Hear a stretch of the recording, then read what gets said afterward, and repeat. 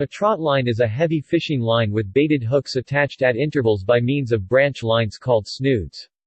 A snood is a short length of line which is attached to the main line using a clip or swivel, with the hook at the other end. A trotline can be set so it covers the width of a channel, river, or stream with baited hooks and can be left unattended. There are many ways to set a trotline, with most methods involving weights to hold the cord below the surface of the water. They are used for catching crabs or fish, particularly catfish. Trotlines should be used with caution as they are illegal in many states. Trotlines can be contrasted with droplines. Whereas a trotline has a series of hooks suspended horizontally in the water, a dropline has a series of hooks suspended vertically in the water. Variations in its use in the commercial crabbing industry. On the Chesapeake Bay, for example, a trotline is used as a variation of a setline.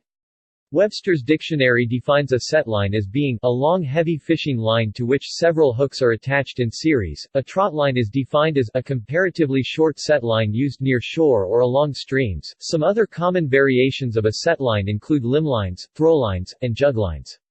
The Virginia Department of Game and Fisheries defines a trotline as a line without a rod or reel attached that need not be held in the hand or closely attended. As used for crabbing, a trotline is nothing more than a long line, resting on the bottom and anchored at both ends, to which a series of baits are attached at intervals of 2 to 6 feet.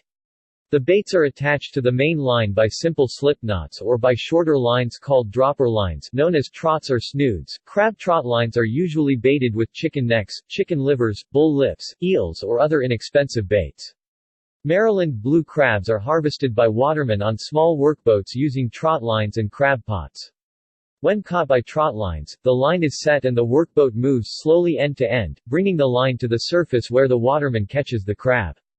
Crabs on a trotline are not hooked, they are simply netted by the waterman at the surface, with the workboat moving slowly enough through the water that the crab does not discern movement as it eats the bait. The crab having been netted at the surface, the trotline moves back to or toward the bottom with the same bait intact to attract another crab. Depending on the length of the trotline, usually from at least 100 yards and up to a mile, a commercial waterman can catch anywhere from 4 bushels to 20 bushels of crabs daily.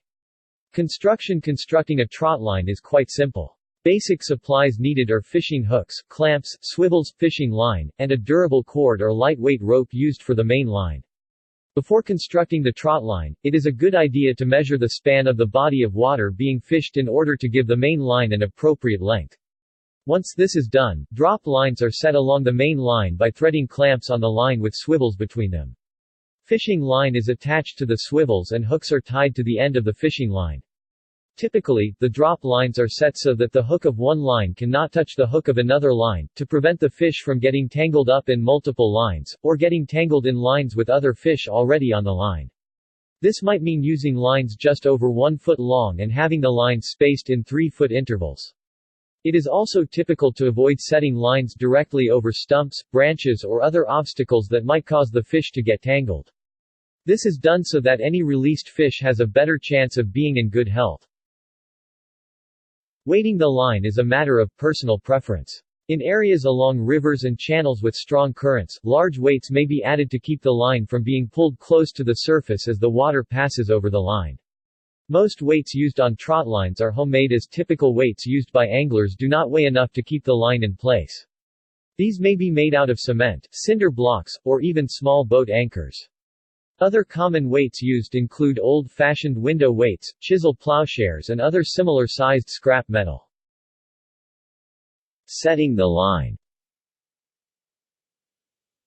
It is important to make sure that the area where the line is to be set is free of swimmers, boaters, or other people on or near the water, as it is difficult to detect where a trotline is while it is underwater.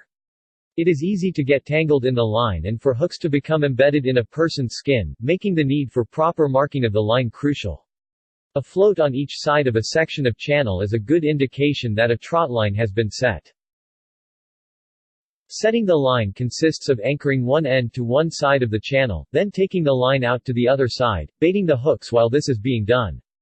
Trees or rocks make good anchor points for trotlines, but attention should be given that the line is not tied around rough or sharp edges that might cut through the line.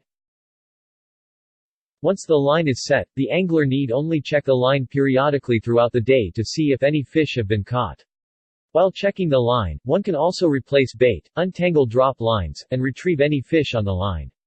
Care is needed when checking or setting the line to make sure that no one is accidentally hooked in any part of the process. Be sure to check local and state regulations as trotlines are not legal for use in all areas. Additionally, many localities that allow trotlines do not allow the use of live bait fish, particularly in areas with populations of largemouth bass or similar predator fish, as they can be severely injured or killed when attempting to escape. This is why cut bait is the most commonly used bait for attracting catfish. http://texasriverdata.com, blog, How to make a trotline. External links. How to make a trotline. How to set a trotline in open water. Trotlines, artisanal longlining for food and profit.